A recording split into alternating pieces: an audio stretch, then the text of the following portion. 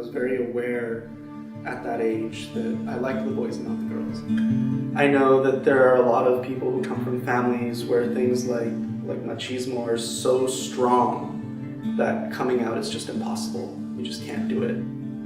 My name is Ricardo de la Torre, but everyone calls me Ricky. As far as I can remember, my story starts back in about the 3rd grade, when I was about 8 years old. That is when I started to notice the boys more than the girls. And for the longest time, I actually thought that it was normal, that it was okay. I didn't think it was any different to not like the girls. It wasn't until the 7th grade that I first heard the word gay. That was the first time anyone's ever said it. I didn't even know there was a label for it because, I thought it was just commonplace. So that's when I looked up what the word meant, and I realized there was a label for what I was, and that it wasn't really welcomed by a lot of people. And so that's when I consciously started hiding it, trying to keep myself in that straight appearance. After high school, I came to San Francisco State. I ended up getting my first boyfriend here, and we took pictures, and I ended up putting all those pictures on MySpace, and I had a picture of us kissing as my profile picture, and my cousin saw those and felt that it was her duty to tell my parents what I was doing. And so she went to my parents' house, showed them the pictures. And that same day that she visited my parents, my dad actually drove up here. It's a 4-hour drive. He left almost immediately after she was done showing them all the pictures. And he called me. He brought my mom's cell phone with him, and he called me. He's like, "Where are you?" And as we're walking out of the store, he's standing outside the store waiting for me. And I'm just like, "What are you doing here?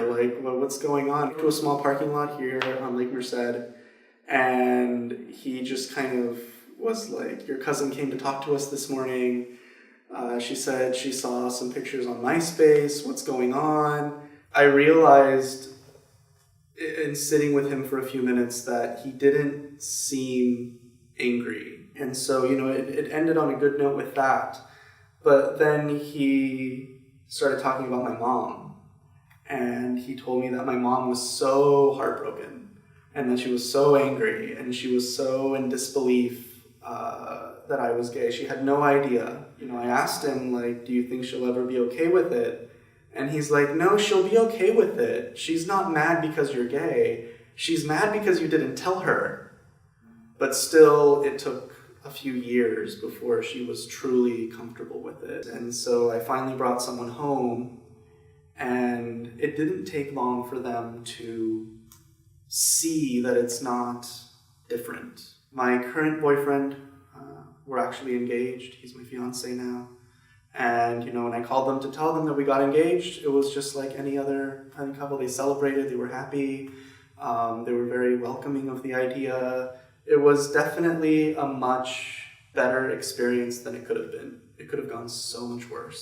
Some families, they'll react very severely where they'll want to hurt you. They kick you out of the house. There have been instances where families have even killed their children for coming out and the parents not agreeing with it. I constantly think about how blessed and privileged I am to have had such a good coming out experience.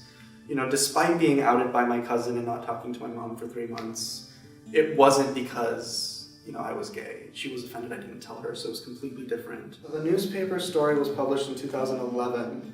That was my 4th year here. A lot of people on campus knew me, so when they saw me, they saw the story, and I just got a lot of compliments of "Wow, that's really great, you told your story, how brave of you." So it was a really proud experience. I graduated 2012 with my bachelor's in art with a minor in linguistics. And that same fall of 2012, I started my master's here at SF State in English, with a concentration in teaching English to speakers of other languages so that I could become an adult college, university level ESL teacher. And I've been working here in the Bay Area since then for the past 3 years. I've had jobs in Berkeley, Concord, but most of my time has been with Embassy English downtown. It's been about 2.5 years.